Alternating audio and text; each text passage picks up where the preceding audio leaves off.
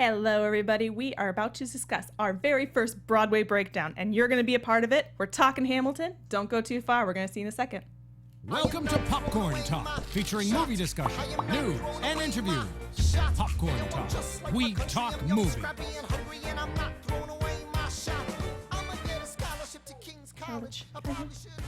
I can't hear. Is this? Yeah, we're here. We're live. Sorry, guys. We had a little bit of slowness.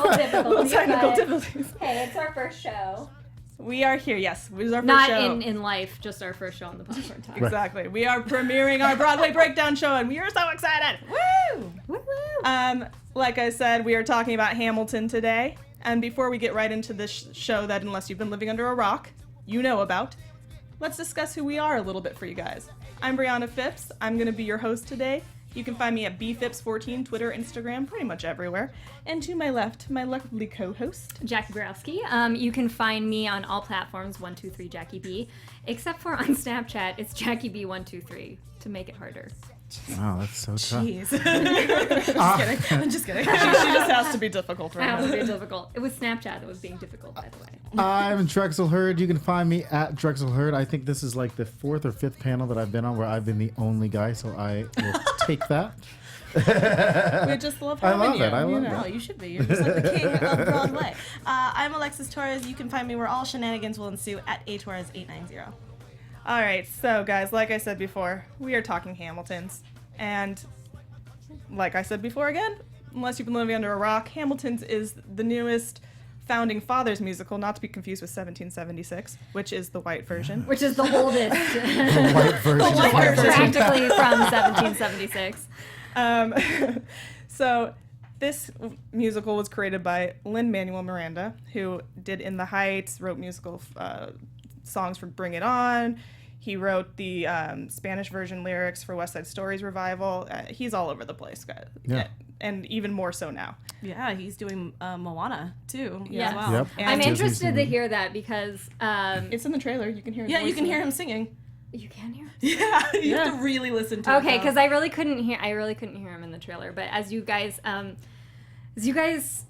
Oh, here we go. You guys are gonna people watching. It's starting. I'm probably gonna be the only person who has criticized Hamilton, and it's starting with Lynn With the because hate. I saw In the Heights when it came to the Pantasias, which is our theater here in LA, and he was in the touring cast of Pantasias, and I am not that impressed with his voice. It's just, when you watch different Broadway stars, you like certain people. You have your people. Lynn's voice is not my people. I'm just not I think that's it. what the beauty of Broadway is, though, is that we have so many different diverse voices. Like, for example, if you studied legit theater, yeah, you're going to like the legit theater stuff. I happen to be an Andrew Lloyd Webber fan, but I don't like the Sondheim musicals. So if you're if you're a rock musical person, or if you're a Rent person, or if you grew up in that time, yeah, those voices are going to not be in your wheelhouse. It's the same thing with I love Shoshana Bean, but I really don't like Eden Espinosa because they're very different voices. Shoshana Bean loves to riff. Eden Espinosa is very different than Shoshana Bean. Or the same, I don't particularly like Idina Menzel's voice, but I love Idina Menzel. No, I think Idina Menzel is amazing, but I think that there are better Elphabas than Idina Menzel. Yes. And so that's the difference. And so I can't say that like Leslie Odom's voice to me is like velvet. Yeah, It's but beautiful. But the difference is Leslie Odom's voice he's have that classically trained singing voice, Yeah, whereas forever. Lynn is more of a hip hop rap artist. Right, and I think that's the difference between Hamilton. Like, if we see Javier Munoz over the next few weeks, and the clips that we're going to see coming after him after he takes over, Javier Munoz has a background. He's a singer.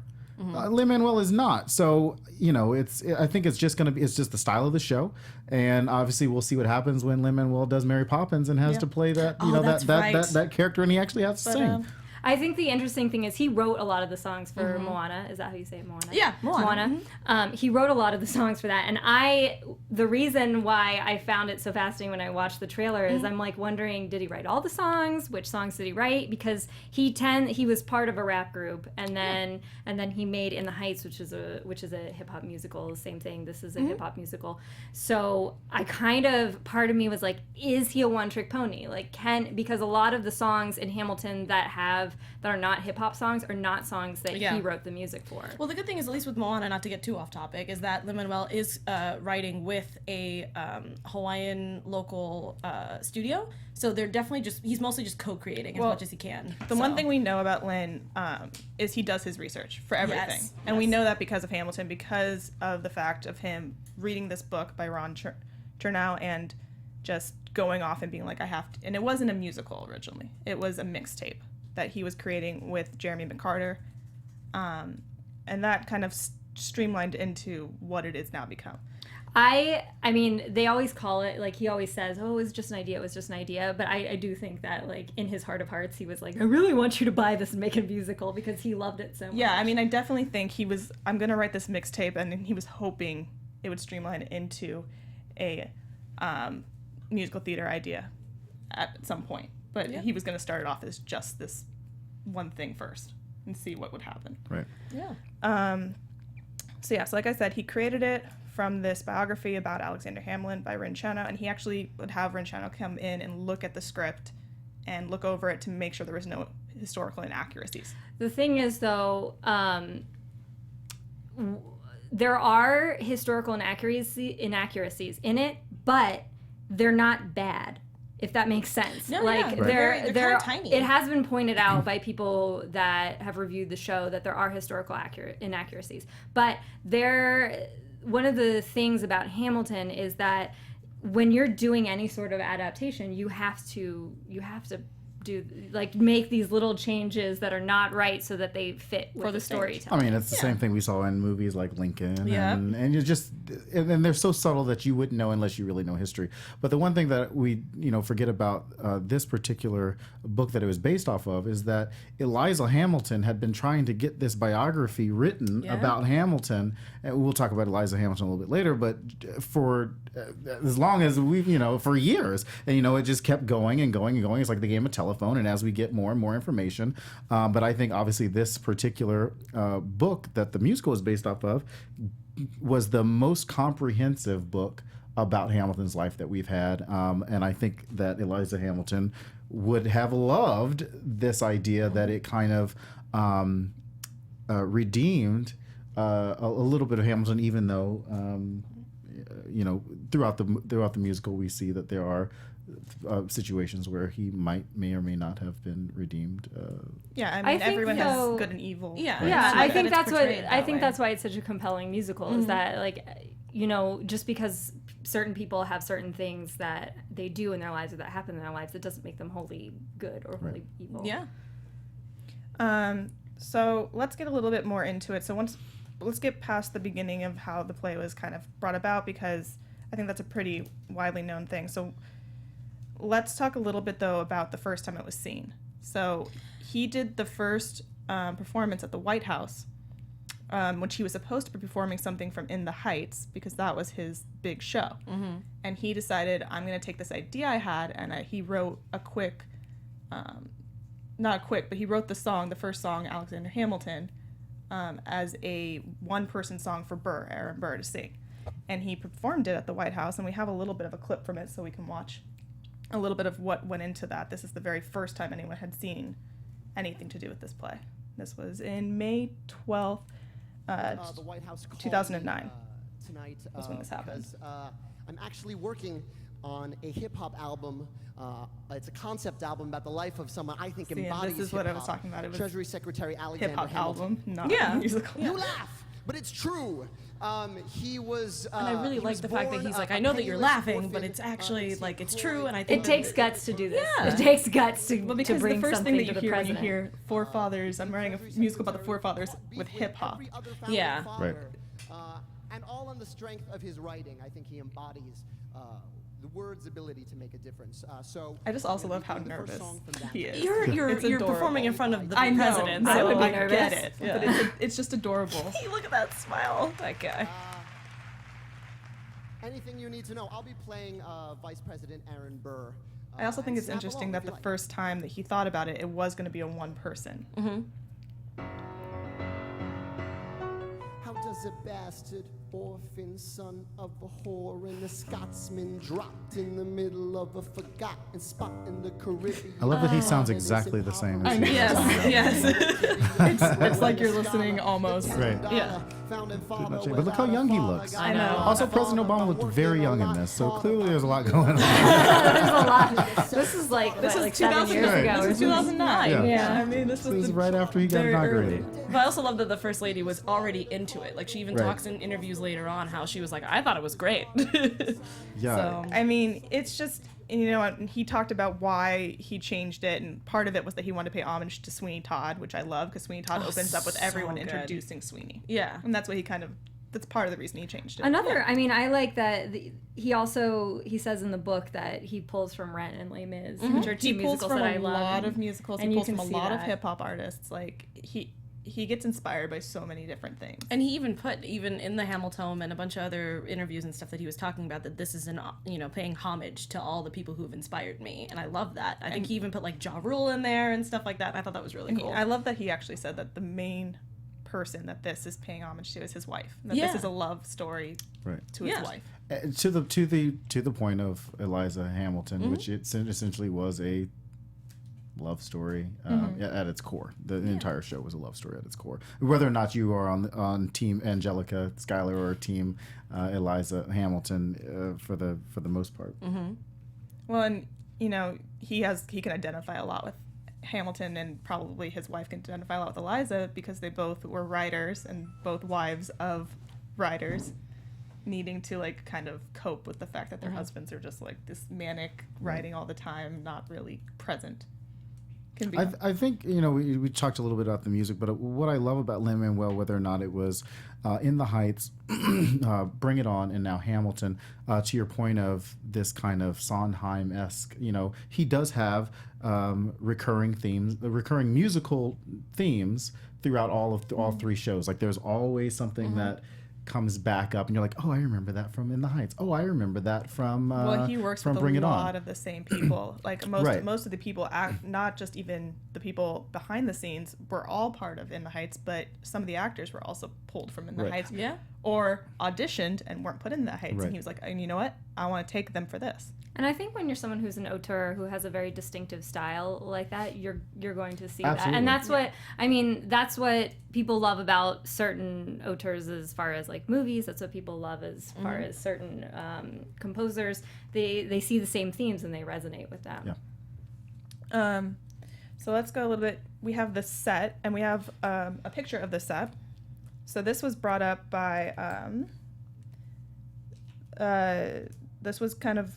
One of the things I love about the set is I love sets that evoke something without telling you this is where you are right here. You know, there's something we learned from the book that the set, I guess, didn't rotate initially, and then they decided and to it had a have double it rotate. rotation. But what I really loved was the fact that he thought about it in such detail, because in Broadway, especially in theater, you have to put so much thought into it because this is your one set. This is what you can change little things about it, but you have this one basic thing, whereas in film you can have multiple things to display.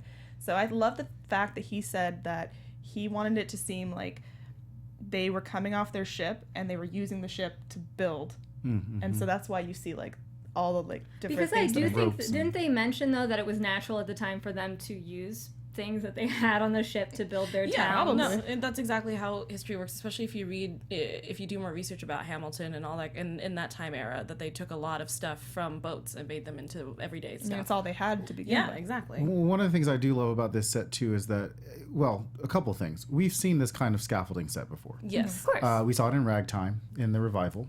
And in Ragtime in the revival, it was kind of a skeleton set, and they kind of have taken that on the road. In Rent, I was we just saw a gonna say skeleton that. set. That's my favorite thing about it. Next to normal. Next to normal, yeah. So like have- none of this is brand new. Although I am really surprised that for such a new musical, just in kind of this generation where we're kind of in this technological age, and what I loved about it is that they did not try to take that Sunday in the Park with George, the revival feel, and they're like, okay, we're not going to use any kind of effects behind us. We're just going to kind of have this bare set, and they didn't really use any effects. Like David Cornish didn't use any effects in creating this set, and it really was. This show is all about and we're going to get to it, is all about the lighting of this show. Exactly. Like, Yeah. we could talk about the set all day, but for me, it was just kind of, I mean, it is what it is. It's a set, and it moves, and it doesn't really... The dancers are set pieces to a certain extent, Right. too. And so, yes, lighting and set absolutely made this show. And even though the show won the best Tony for best scenic design, that set would not have been anything without the dancers and the lighting behind it. And with the lighting, the lighter, he actually said it was the hardest show he's ever had to light because it jumps around so much throughout history. Yes. And he has to try to convey that we're jumping through just the lighting effects and the dancers and the props. And speaking of lighting, I've seen the show. I saw it back in December. And really the only time they really use color is for any of King George's stuff, because that goes back to the idea of, majority of the show is rap and hip hop, but all of King George's stuff is all pop. So they kind of switched in the lighting to kind of say, oh, well, now we're in this kind of British pop, and now we're going to use these colors, and that's where King George kind of talks about, I'm so blue, and then the set changes, or the light changes, and it becomes blue, and and that's pretty much the only times where we see a little bit of pop of color through this kind of And yellowish. they did the same thing with the costumes, Right. Because they only had people wearing colored costumes if they were supposed to be a specific person. If they are dancing or if they're not at that point, their character, they're going to be wearing parchment. Yeah. And I thought that was very interesting. Paul Tazwell was the costume designer, because he had to try to create something to make it different than just, I'm going to put these actors in clothes from the century. I think having period costumes, though, helps when you have a very abstract set and almost a dress down set. So I think this is their costumes being period, I think is very helpful. Well, but having the parchment colored costumes for the dancers and having like these girls standing in the front with these colored costumes, it makes it pop so much more because your eyes aren't being distracted by something else. But it also goes to kind of like the Schuyler elitism. Like the Schuylers were the only ones who had money, who could dress in these extravagant, colorful things, while you've got all of kind of, the dancers that kind of in back, and they got this cream color, and they're kind of, in the background, and they are not the, you see Hamilton actually kind of go through this, he's an immigrant coming in, he has no kind of, he has no money, now he kind of slowly becomes Alexander Hamilton. He's married to a Schuyler. He's got this kind of money and stature, and you see his costume change. And it's because we have the men's outfits from the beginning as well, where they're just all in kind of this like soldier-esque clothing. They have the white pants, the black boots, the white shirts, the blue jackets. It's like a period Washingtonian era soldier. But they specifically didn't want the wigs for them, which would just be silly. That'd be silly. Yeah, I don't think they they wanted wanted taken seriously Right. with the wigs on. well, they had because King George wears a wig, and I Well. believe that there's one other person in the play that wears a wig as well, but he's also a white man. They wanted the people of color to be bringing this century to that century, and that was kind of like, where do we draw the line? Mm-hmm. And that was it. And then we also have the future one with Thomas Jefferson with his extravagant Prince-like looking. every Yeah, picture. I love that Very outfit. Purple Rain. Yeah, no, I Every think it was picture I great. see of David in his costume is Jefferson. It's just It's amazing. But it's also supposed to show, because he was a showboater, that it just, you can see it in his costume. And I like that they put that with his costume. So and we see as the show goes on, like he said, like Hamilton wears the green and the velvet, and everyone Again, gets a little more. you see that fancy. as their status. Thomas Jefferson, third president, having that stature and having that money enough to not wear the kind of plain clothes that the actors do behind him. Yeah, but I thought that what they did, I liked what they did. it I thought helps was a him smart also choice. differentiate between his between Lafayette. So you're seeing also a contrast in the characters that he's playing. I love the as well. main thing was that he even said was like, I liked for Jefferson, I wanted my hair down. yeah, Yeah. He wanted the poof. don't we all? Don't we all? Your hair is beautiful. Oh, Alexis, thank by the way. you. I was trying to go for that Jefferson purple. Yeah, you know. I mean, one of the things I like that you mentioned when they say it's supposed to be America now, and they say this everywhere about Hamilton. It's supposed to be America now, depicting America then.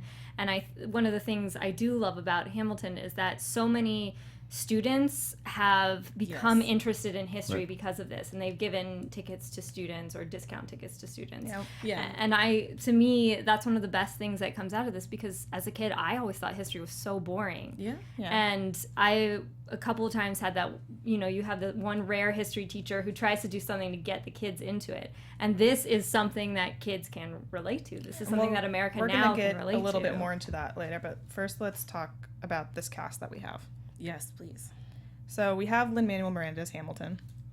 We know he likes to write himself into his plays, which all the time. Except for Bring It On, he did not write himself. But he was on the music for that. Yeah, he wasn't the script up. I can't hate on somebody though for writing themselves as much. It's so funny that I say this, because you guys already know that his voice isn't my cup of tea. But at the same time, as a person who's an actor, when you feel, especially him being a person of color, you feel that you're not being given these roles, I can't hate on it, because you want to say, hey, I'm not being given the kind of roles that I want. I might as well write them for myself and my friends, Plus, it's nothing new. Actors in Hollywood do it all the time. They produce their own films and put themselves in the leading role.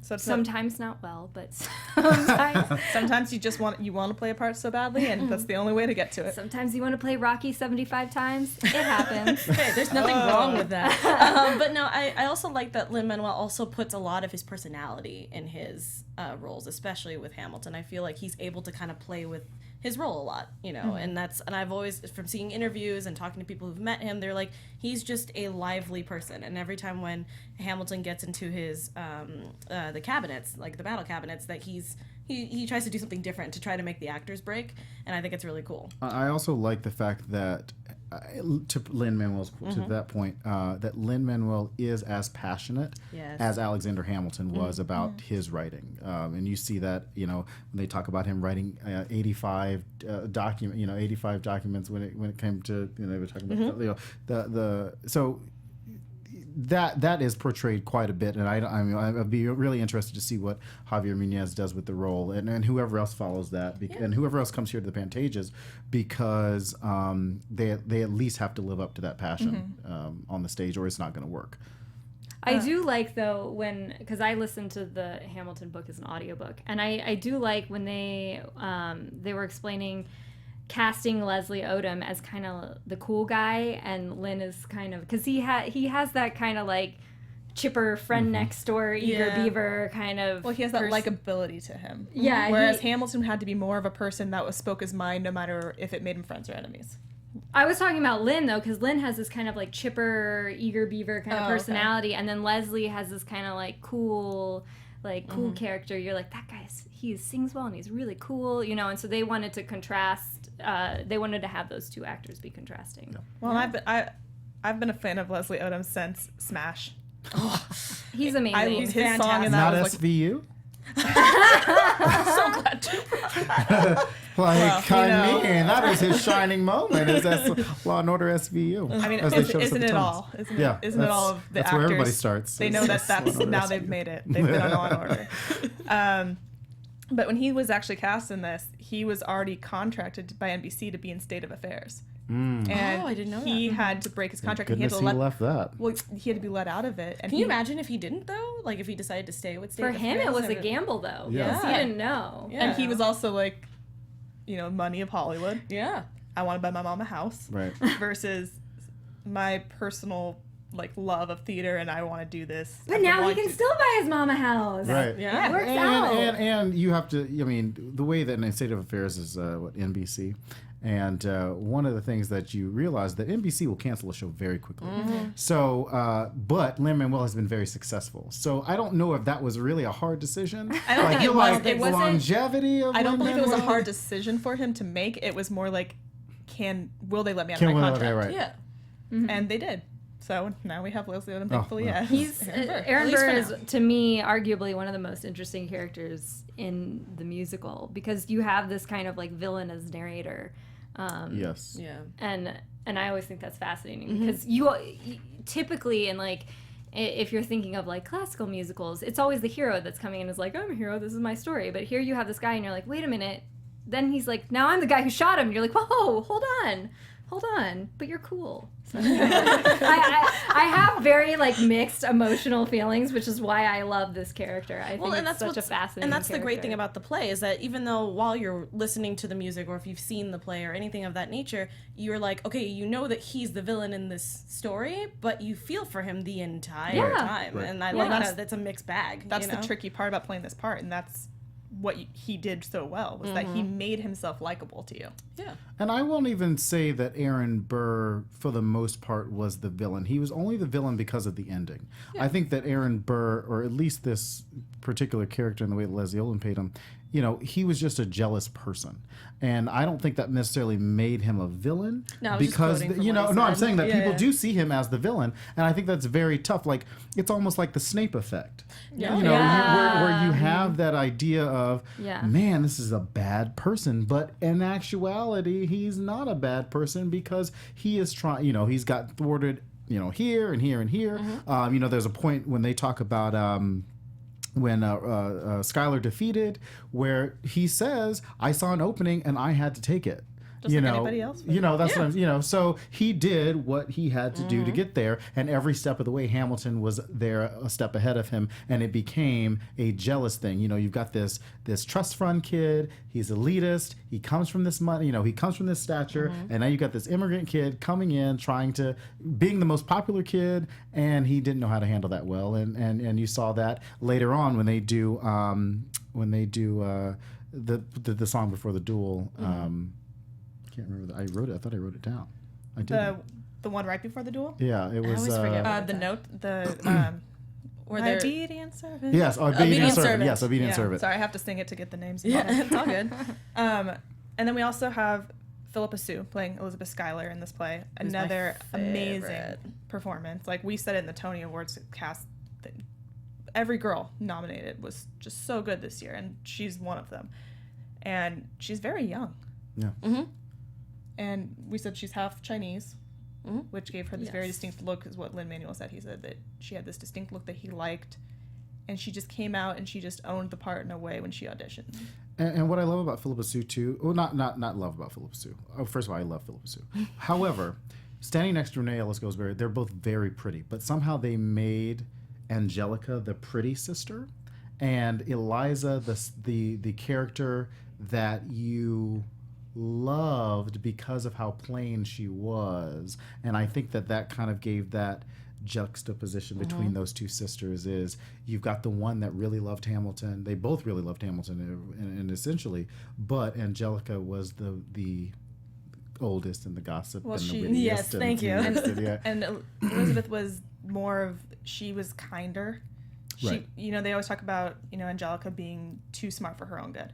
And, everyone in historic people all believe that Elizabeth Schuyler was the right choice for Hamilton. No, yeah, because I feel like Because Angelica wouldn't have been. Yeah, I feel like having two powerhouses together can really make a great power couple, but also kind of marrying a person who's pretty similar to you can also cause a lot of Liz things as Taylor, well. Richard Burton. Yeah, I'm like, the list Bill goes Hillary, on. I don't Yeah, know. the list goes on. So I think that it's kind of nice to have, seeing the fact of having Eliza, which Angelica definitely points out in Satisfied, of how it made sense for them to be together because they kind of equal each other out to a point. Well, there's still speculation whether Hamilton and Angelica actually had an affair. Was it an emotional affair? Was it an actual affair? Well, yeah, because We don't know. there's letters back and forth between the two of them. It was definitely an emotional There's definitely affair. flirtation flirtation Yeah, I mean, That's not questionable. Yeah, exactly. So then we also have Renee Ellis. Elise Goldsberry. Yeah, Yeah, Elise Goldsberry, sorry, not Ellis. who plays And Angelica. that's Angelica, and she Who won the Tony. She almost turned down the part because, well, not turned it down, but she almost didn't audition because when they put out the casting call, and I can't remember the other part, but it was Rihanna meets someone else. Was kind of what they were looking for, and I can't remember the other Rihanna. person. But she was like, "That's Nothing not like me," so she wasn't going to audition. Yeah. And then someone was like, told her, "You should audition," and she did. And he said that she was the only person. Lynn said she was the only person that came in and did the part, and you could actually see her brain working faster than she was singing, and that's what Angelica was to him, and so she got the part. Yeah, and I loved her since Rent, and and I loved her on The Good Wife, and she's very nice in person, but she really embodied that air of Angelica Schuyler just on that stage, and she was actually my favorite. Like I loved Philippa Sue, and the first half of the show is all about really, if you are looking at those three characters, it's really about Angelica and Hamilton, and the second half is the family portion of it, the Philippa Sue, the Eliza and the Hamilton portion of it. But every time that she was on stage, she dominated. Whether or not it was in the Schuyler Sisters or Satisfied or Helpless, she was kind of focal a lot in that. And those three songs, at least the first half of the show. Yeah, and I like that Lin-Manuel even talked about, because in a lot of interviews they're like, how does she, talk or sing that fast? And he's like, no, that's the exact same speed that she talks in. So it's super easy for her to get through it. I really like that that's kind of her trait. Yeah. So. Then we have, of course, the other Tony winner, David.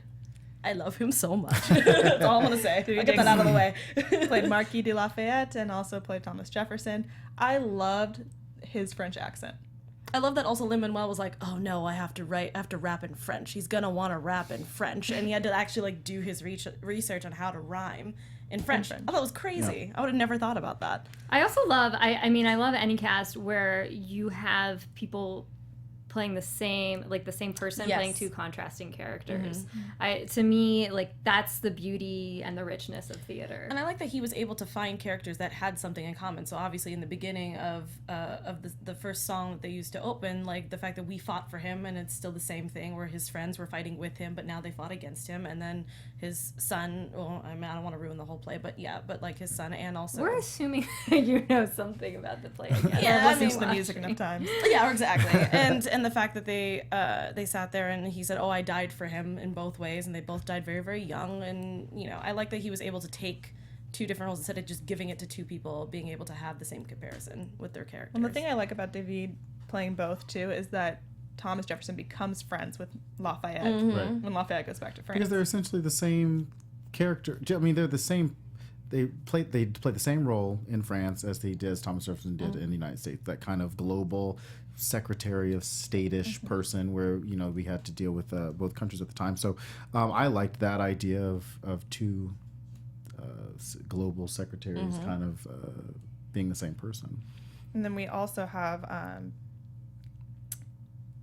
what am I thinking?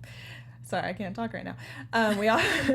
We also have Madison and big gruff Hercules Mulligan. Yes, being played by the same character as well. That's just a great name. I mean, it's a great name. You don't even have to say anything. It's like, oh, hi, I'm Hercules Mulligan, and it's like, oh, we're gonna be best friends, or something, or he's gonna do something crazy or something great. I think that's one of the fascinating things about reading the book is they were like, the name kind of lends itself to being something iconic. So it was easy to write that part where he comes in and he's like the spy, because it's already this guy has a very distinctive voice, and then he plays a character named Hercules Mulligan. Yeah, and I love it because if you do research on Hercules Mulligan, it's not a lot of history. It's a good amount of maybe a couple paragraphs on Wikipedia, but I love that he was able to make him into such a bigger character in the play. So well, and that was a very different role. Madison is a much quieter person, and he was a very boring president too. So it just made sense that he was a quiet character, because who knows about James Madison. Yeah.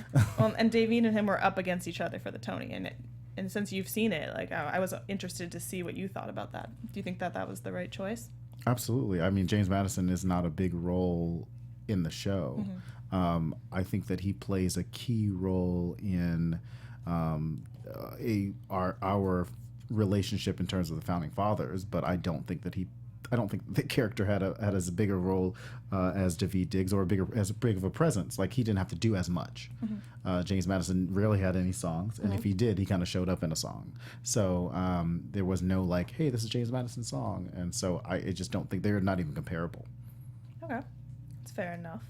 And then we also have Christopher Jackson, George Washington, who was brought over from In the Heights. Yeah, and it was interesting to me that he kind of took hold of the entire cast. Like it said, he led the prayer circle every time before. He became George Washington to the cast. He was their general. He was the big brother. Also, I've heard as well in not the barracks. That's not the word, but as in the cast too. And I love that a lot of people, anytime they see him, they're like, he just resembles George Washington in their eyes, and I liked that. And also his voice is just the most dreamiest thing I've ever heard in my life. Sorry, I didn't mean to interrupt you. No, I said his voice is butter. The show is very well cast in that these people were clearly fit their character roles very well. Yeah. And then last but not least, we have Jonathan Groff, who did not start off with the play. Right. Yes. He was brought in. Yeah. It was Brian? Brian Darcy James. Yes, and I love him a lot. So it was interesting to see the two different types of King Georges. Well, they wanted Jonathan Groff, they said, because he brought this character to life in a way that was like, everyone knows Jonathan Groff from Spring Awakening, from Looking, from Glee, and they love him. They love Jonathan Groff. And now he's playing this character that you're not supposed to like. Yeah, but you kind of do, though. But you kind of I mean, do because he's funny. Yes, I mean he's a terrible person to a point, but like, Right. You have to do it that way because you have to make it understandable that people still follow him, like that there are people that left and moved and started their own country, but there was people still in England that still respected him and followed him. I think one of the cool things about King George, so Brian Darcy James, you've got this straight actor on Broadway, and then they followed up with two gay males with Andrew Reynolds taking over, and I don't know how Brian Darcy James played that role, but Jonathan Groff coming out there making it a more pompous role, and you hear it in the album a little bit, and I'm sure Andrew Reynolds kind of took that same pompous attitude that King George played. That was really cool to see. And anytime that Jonathan Groff was on stage, for the most part, they cleared the stage, except for maybe like one actor, and it was just kind of him in the spotlight, and that was it, and he kind of commanded that whole thing. And I think he's one of the few actors that also broke the fourth wall a couple times, and that was cool. Like, when he says everybody, like Jonathan Groff would break that wall and use the audience in that portion of the show. I was hoping that would be what happened. I don't want to give too much away in the show. Well, most of us will not see Jonathan Groff play it, so I'm okay with it. Everybody might not play it that way. Exactly. So. No, I'm happy that you said that, because that was actually going to be my question, is if he actually plays to the audience, because King George's character seems like that guy who's like, I want everyone to love me. He does, and to the point where I said, where they change the lights, I'm so blue, the light doesn't change until he gives the direction to change it, or he stomps his foot, or something happens, and awesome. And that is what King George kind of embodied, or he embodied that King George is, I'm still controlling what's happening, even though I'm not really controlling what's happening anymore. And I feel like this is a very underrated role. Like, people look at this role like it's very minuscule. You have 3 songs. You're not like the focus of the show, but I think it's the most fun role in a way. Just like you can go out there, you can just almost do whatever you want with it. It's iconic though. You can, there's that old adage where there are no small roles, there are only small actors. Where there have been scene stealers throughout the history of Broadway, throughout the history of movies, where it's just that one iconic small role, and if you do that role well, people will remember it for the rest of their lives. Although I won't say that Jonathan Groff stole any scenes, because he wasn't in any scenes with anybody for the most part. So I don't think he was a scene stealer like Renee Ellis, like she stole a scene, or Philippa Sue, they stole a scene, or but. Yeah. He's just fun to watch. He's just fun to watch. Yeah, and I like that the cast doesn't treat his role like it's something really small either, because for a lot of the Ham for Ham videos that they put up on YouTube, every time, now that they have a new King George, they have like a ritual where they read. Yes, so they have a coronation, and they have to read something, and I love it because they even had, Brian was there with, oh gosh, now I'm forgetting his name. Andrew Reynolds. No, Andrew Reynolds was actually on FaceTime while they were doing the coronation because he was busy filming something or in another play. I can't quite remember. And they literally had everybody there, and they named the new king, which I can't remember the actor's name, but he's also in Book of Mormon, and now he's the new King George. And it was just kind of cool to see that they have traditions within the cast and all that kind of stuff. Keep it fresh, make it fun. Yeah, but I like that. They didn't have to show us that. That could have just something that they could have kept personally, but they're like, no, we're going to share the world what's happening here. And I'm sorry, I don't think I said it earlier. Joshua Henry was the one that played Hercules Moment. I don't think I said his name. I apologize. That's okay. Anthony Ramos is the last person I want to talk about, who played Lawrence, and Philip Hamilton. Yep. Yes. And he was the one who had auditioned for In the Heights and didn't get the role, and then they brought him back for Hamilton. I could see that. I could see, Anthony Ramos is kind of that Robin DeJesus character, and I would bet that Robin would step into that role at some point if he really wanted to step into that Philip Hamilton role. But again, another character that was very minor up until the second half of the show, but very good. Like he's I good. just love his voice when he's doing the "My name is Philip, I am a poet." Like Right. the little kid. It's so Yeah. adorable to me. And he is him and I think Philip are the youngest, I believe, in the cast. I could be wrong on that, but he's very young. He hadn't done too much, I don't think, before this, and he didn't even have an agent. And someone was just said, "Oh, I think you'd be good for this." Like a person, like an agent said that to him. It happens wasn't like his agent. once in a blue, I like know, that kind of stuff seriously. never happens. So don't Yeah. think that people are just gonna be Yeah. hopping off the street and they're just like, "Hey, yes, you'd be great for this musical." Yeah, don't go to but New York it's, and it just is start an rapping. amazing. That is an amazing story to be walking. That's like any model. Like, oh my gosh, you're a model. Let's hop in this. I'm an agent. Like that just doesn't happen. Yeah, not anymore at least. Unless it's like a YouTube thing now. Like a lot of agents will go to YouTube now and they'll find you and then That they'll is do that. true. But But not anyone can be sitting in a diner anymore and be brought and be like, you know Right. what? Let's go You have gotta you star in my face for film. TV. right. You want to be a star kid? Let's take you I singing love with it. me. I Yeah, love it. exactly. So let's dive in now that we've gotten through the actor. Let's dive into the music, which is the show. Yes. It's a musical. It's a musical. I didn't even know the show I do. had any I music. mean, I do like that. I do like that Lynn's bringing hip hop to Broadway. I mean, it's like Broadway needed hip hop. We have rock musicals, we have Broadway jazz needed musicals. Well, you know what? No, you're I'd right. start Broadway that did need campaign. hip-hop. I'm saying this as a person who's not a huge fan of hip hop, but it's like there are several songs that I have on my playlist that are just catchy, and that's it. Like it's infectious. Well, and it brought a whole, like you said, it brought a whole different class of people to watch. We have these kids that maybe would never think to go watch a Broadway show because it's Broadway, and why? I have friends too who they love hip hop, and they were like, "Oh my!" Like one of my best friends, she's like nerdy and loves hip hop, and she's like, "This is the best. It's people rapping about history," and I was like, "Okay." I mean, I'm not a big hip hop fan. Like, I don't listen to a lot of hip hop. I'm like John Mayer, like Dave Matthews listener.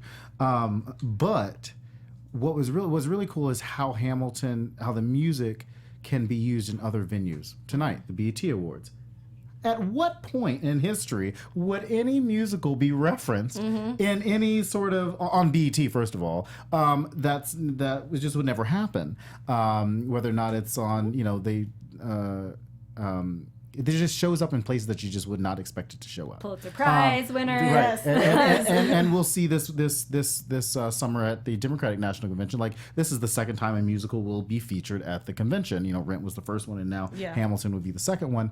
So it's just a musical that fits in different venues and it works for everybody. and it's making people excited about history. It's and about making politics. people not just excited about history and politics, but excited about musicals, Yeah. which Yes. is exciting to me because when I was in college a longish time ago, people when I studied theater, they were like, musicals, they're so nerdy and weird and like nobody gets them anymore. Right. And now, dumb, by the way. but I'm just saying that it's like it was that weird in between space where like Rent had already been big and was oldish by the time, but there was no Hamilton yet. So you're in this span of time where you're like, musicals are kind of weird and I don't get them.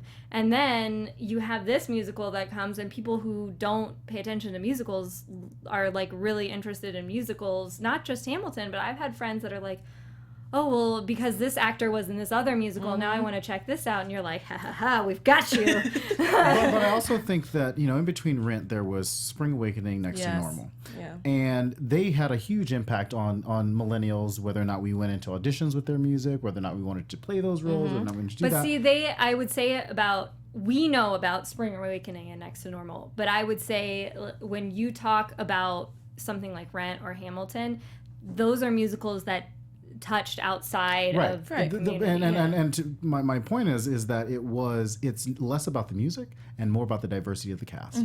We can talk about rock musicals all day, but if those rock musicals are not diverse with people, then it's not going to reach as many people as it's supposed to 'cause be. So the thing about Rent and the thing about Hamilton is that they were both diverse casts enough to make other people want to enjoy the musical as because well. the children that went and saw it, that because they had this whole time where they were bringing children from public schools across New York in to see this musical, was they finally felt that they saw themselves in history. Right. They saw this and they were like, I'm proud to be an American now, because now I can kind of like, look at, I'm the forefather of this country, which never happened before. Or even just seeing seeing someone who looks similar to you or looks like you in a musical or sings like you or has the same kind of musical interests as you, that in itself is relatable, I mean, it's kind of like the Black Alphabas. Like, there's only been so many Black Alphabas, whether or not it was Saquon Simba or whether or not it was Brandy Siobhan Massey or anything about it like that.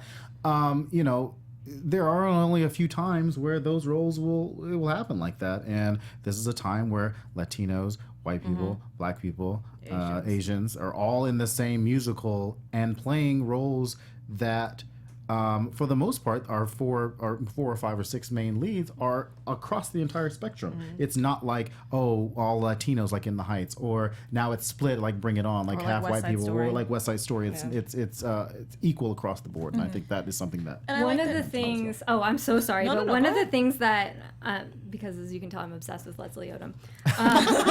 One of the things he said when I was reading an interview, he was like, listen, theater can be any effing thing we want it to be, he's like, the beauty of theater, he was saying, is basically that old people can play young people, like this person can play that person. And to me, as a person who's generally wants to play man parts, Because Nothing wrong with that. Yeah, you should. I think to me, Hamilton does have a bit of a woman problem, which seems that now they're auditioning women to play Aaron Burr and George Washington, and I would love that, because that is like the major criticism I have of it, where like women have these super traditional kind of roles, and if you're making it super diverse, then like I would have loved to have had a woman as one of the founding fathers. Do you think that would have been a little like, it's like this adage, like we talk about right now, particularly in this election, you got two women that could possibly be on the same ticket.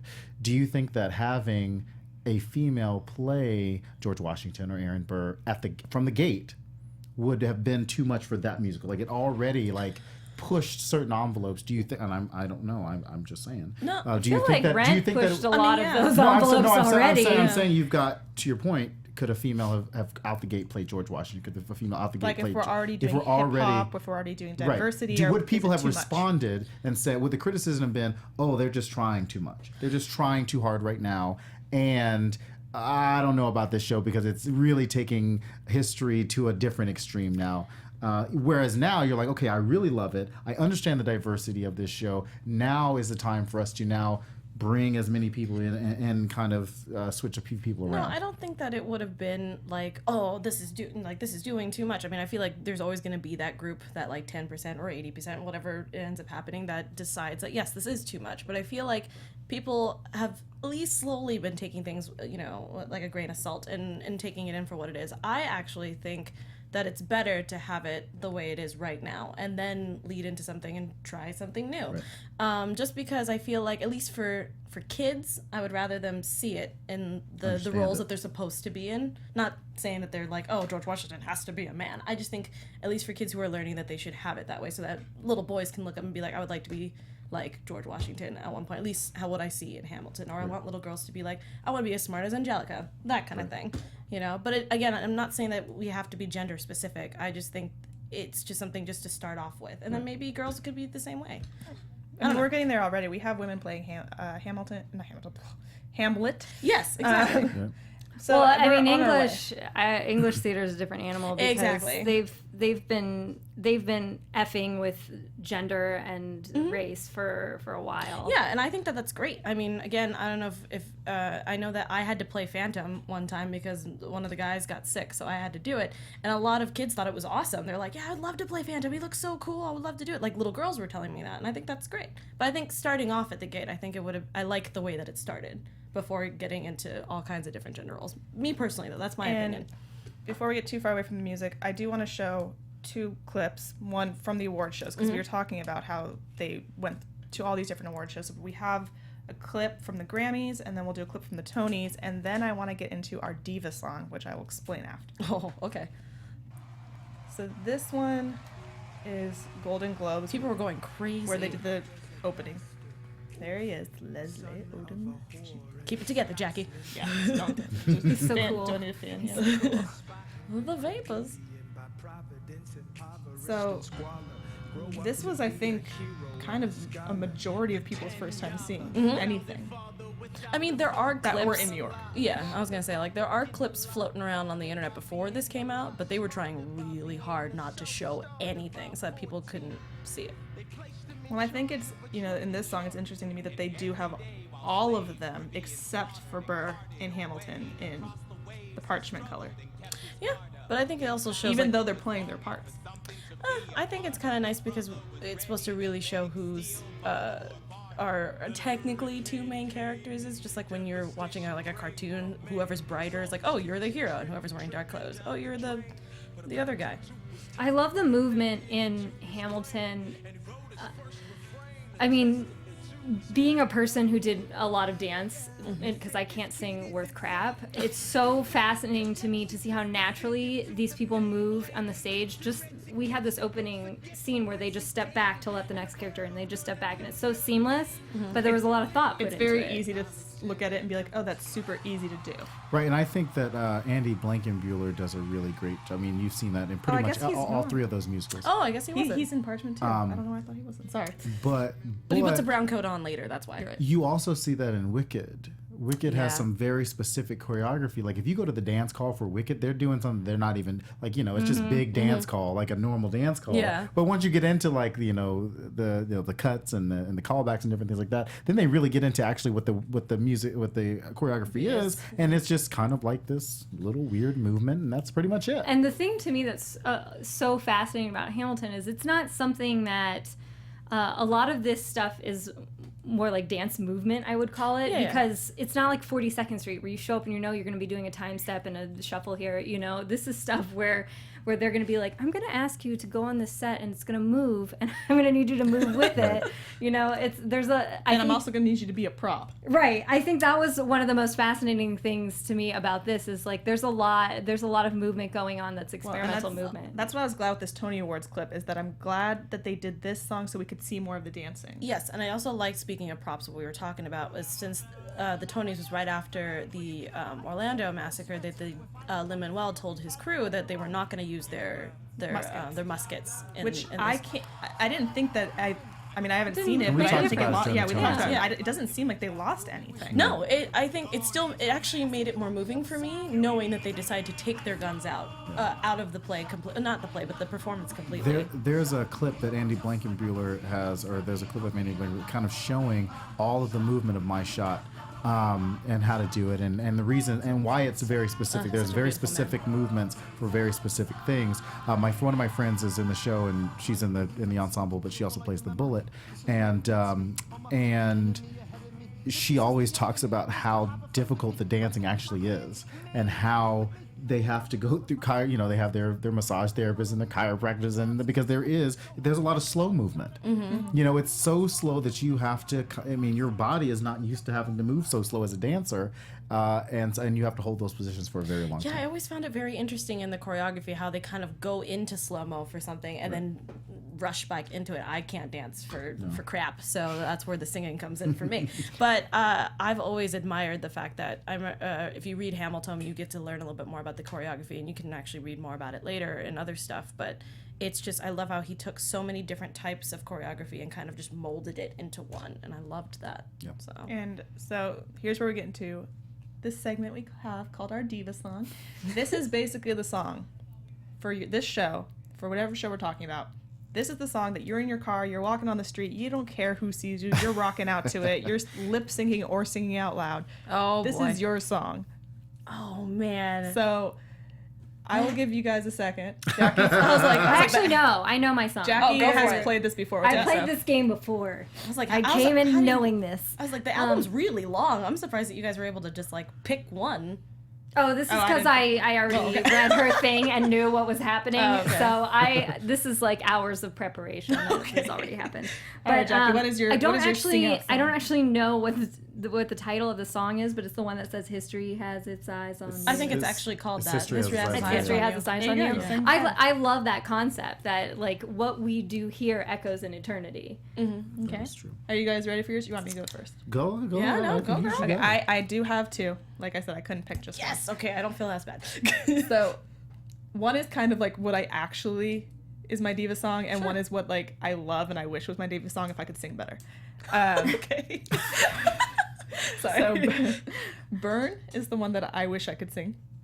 If I could Burn. actually Sure. rock out Yeah. as much as she does in that It's song. so good. It's amazing. It's so sad. I listened mean, I to it, I haven't almost seen cried. it, but I like listening to it. It's just like you feel every emotion she has. Yeah. And I love delving into that in my car with facial expressions so people know their cars can look at me. Just Tony Award in the car. Just you can do She it. wants that Tony right in the car. Shower and cars are the only places I can actually do that. And the one that actually probably is more so mine, which every time it comes on I have to sing, is the Reynolds pamphlet. Partially because of Oh, Angelica's it's part, so and partially good. just because I love being like, never gonna be president. Never. Because I heard that scene's Also just- crazy. And that's what That's that's my- what That's that's it. what There's just happens a in lot the of car. shoulder bopping in that one. You can ask anyone that has ridden a car with me doing that song. I'm like, never gonna be. I just Hands off the wheel. Yeah, Everybody's just like, what's everything. happening? It's Right, usually right, at right, a right. stoplight or if I'm in the passenger seat. So Briana's never gonna be driving again. Right. I just love the fact that we're also in a political year, and every time someone gets kicked off, they've already made one for Ted Cruz, and I want to petition that every time someone loses out on this, They have to play that song. they are going to make a video Never of them. gonna Or every Yes. time something political happens, people are always playing the room where it happens. I'm like, Oh. nice touch. I mean, nice that's- touch, people. That's how I feel every time. I'm All like, right, guys, we're putting you on the spot. Who wants to go first, Drexel or I Alexis? can go. Go ahead. I also have two. I like mostly just because I love the way her voice sounds every time. It's the lady. She plays also two roles. She plays Peggy, even though And Peggy. and Peggy. I love her, even though you get to hear her actual voice as oh gosh, Maria. Maria. Maria. You're Reynolds. You're talking about Reynolds. Yeah, Right, yeah, yeah, Mrs. Reynolds, pretty much. And I just love her song. It's just the fact that her voice is so unique to me, so I can sing that in the car, and it's just I just like listening to it. I think it's great. But definitely satisfied because I actually memorized the whole rap, so Nice. I can actually Nice. sit there and do it in the car, and people are fancy, just huh? like, "What's happening over there?" And This I'm like, music "You don't know is what's hard. happening." Like It's very hard. this stuff is hard to do. Mark my words. Like it is hard to Yeah, do. no, it was one of the first. No one said you songs- have to do it well. No. If you're as Briana said, in your car or in your shower, that is your stage. You can do whatever you want. But yeah, that's the one song that I was like, oh my gosh, I can actually sing this. I like it. So yeah, I don't know.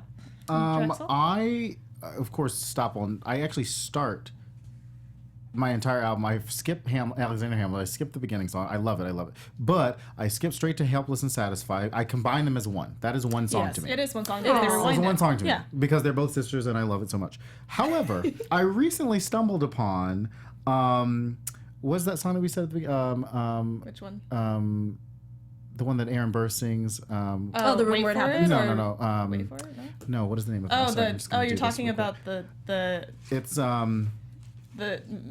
your clearly I obedient stumbled upon servant. it because I don't know it off the top of Obedient my head. Servant? Obedient Servant, Yes. yes. So Aaron Burr sings the beginning of that song, and it is so sexy of him singing See, that song. he knows what I'm talking about. That like you're like, oh man, and I only listen up to I have the honor to be the obedient servant, A. Burr, and after that I'm like, okay, I'm done with that song because I really don't care about the rest of it because the rest of it is you know, I just feel bad because The rest of it is not Aaron is, Burr. is not Aaron Burr and is I not like when he comes back in after Hamilton says all this stuff. I love when he says "Sweet Jesus" after learning all. I Yeah. think it was like 34 disagreements. Oh, right. it's so great. But that, I mean, now I've skipped to that. But I love Helpless Satisfied, and You'll Be Back. I do sing a little King George in my car it's so much fun. let me tell you this. I would love to play King George first of all, I think you should. and just like I would love to play like Link Larkin and Corny Collins, the roles that I could never play.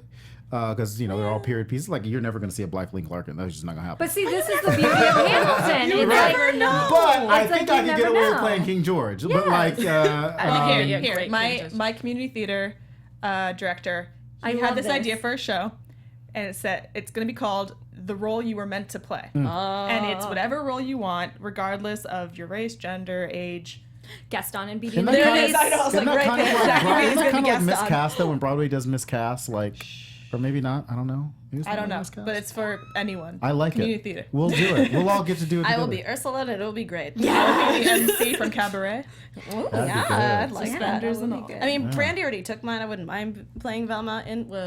She played Velma. Roxy. She played. Roxy or Velma? The beauty of Chicago's, though, is they had Yeah, a lot of different people did. play those parts. Yeah. Kelly Rowland played Velma not Velma, Roxy. Yeah. See, that's why I was like, I don't know which one Brandy played, She but I was played like, Roxy. dang it, somebody played. I that think one Brandy already. played Roxy, too. Yeah. Okay. that Anyway, makes sense. guys, unfortunately, No, we are don't out say of it. No.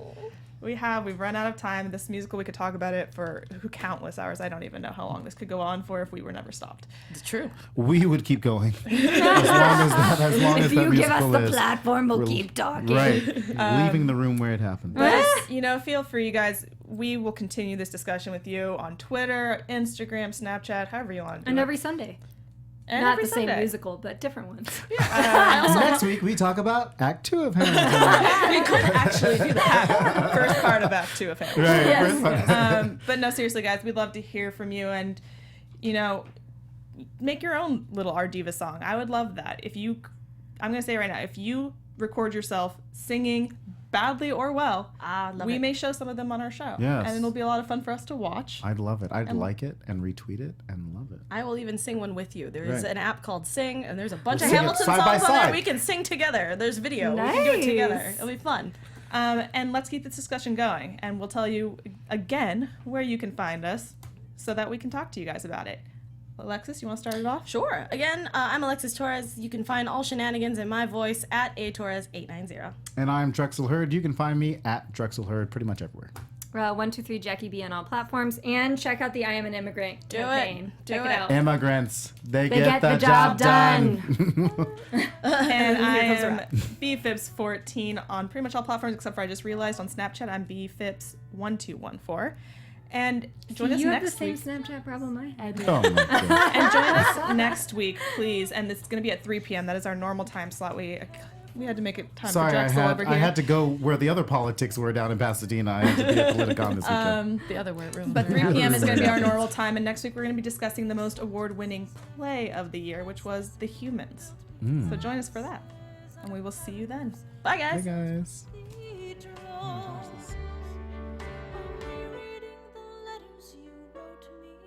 From producers Maria Menounos, Kevin Undergaro, Phil Svitek, and the entire Popcorn Talk Network, we would like to thank you for tuning in. For questions or comments, be sure to visit popcorntalk.com. I'm Sir Richard Wentworth, and this has been a presentation of the Popcorn Talk Network. The views expressed herein are those of the hosts only and do not necessarily reflect the views of the Popcorn Talk Network or its owners or principals.